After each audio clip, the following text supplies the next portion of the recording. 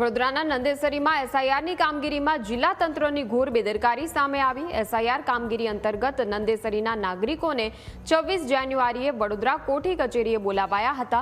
સવારે 9 થી 12નો સમય આપવા છતાં એક પણ અધિકારી હાજર ન રહેતા લોકોમાં ભારે રોષ ફાટી નીકળ્યો। ત્યારે લોકોના આક્રોશને જોઈને 3 કલાક બાદ એક અધિકારી દોડી આવ્યા અને નંદેસરી ગામ માટે અલગ કેમ્પ યોજવાની ખાતરી આપી।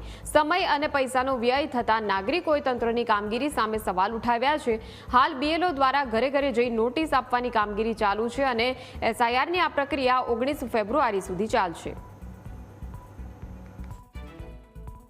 एसआईआरनी जे कामगीरी चाली रही है तेमां वडोदरा शहेरमां हाल एक विवाद सामे आव्यो छे। वडोदरा ग्राम्य विस्ताરના કેટલાક જે મતદારો છે તેમને આજે 26મી જાન્યુઆરીએ વડોદરા બોલાવવામાં આવ્યા હતા અને તેમની જે કામગીરી હતી તેમાં તેમને આજે 9 થી 12નો એક સમય જે છે આ દ્રશ્યો બતાવીશું।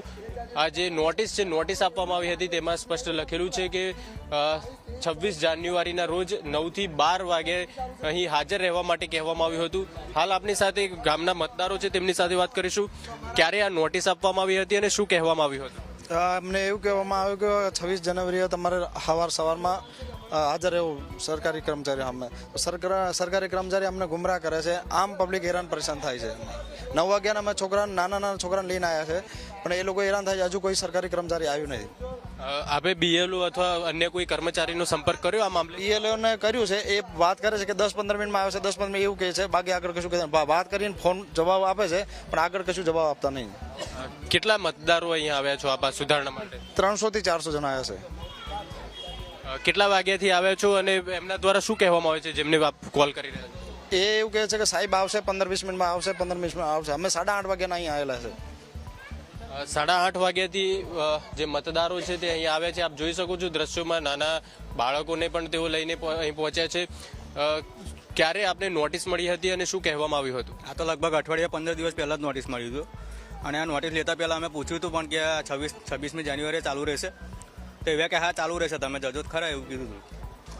હાલ આપ કેટલા વાગ્યાથી પહોંચ્યા છો અને અધિકારી કર્મચારીઓ તરફથી શું કહેવામાં આવી રહ્યું છે? અમે 8 વાગ્યાના પહોંચ્યા છે પણ અધિકારીઓ કર્મચારીઓ તો અહીંયા કોઈ છે નહીં, એટલે હવે પૂછીએ જ કોને? અમે કોઈનો ટેલિફોનિક સંપર્ક કર્યો? આપણે ટેલિફોનિક સંપર્ક કર્યો તો એવા એવું કે થોડીક વાર વાર તો આવે તો ખરા, ના આવે તો પછી આપણે શું કરી શકીશું?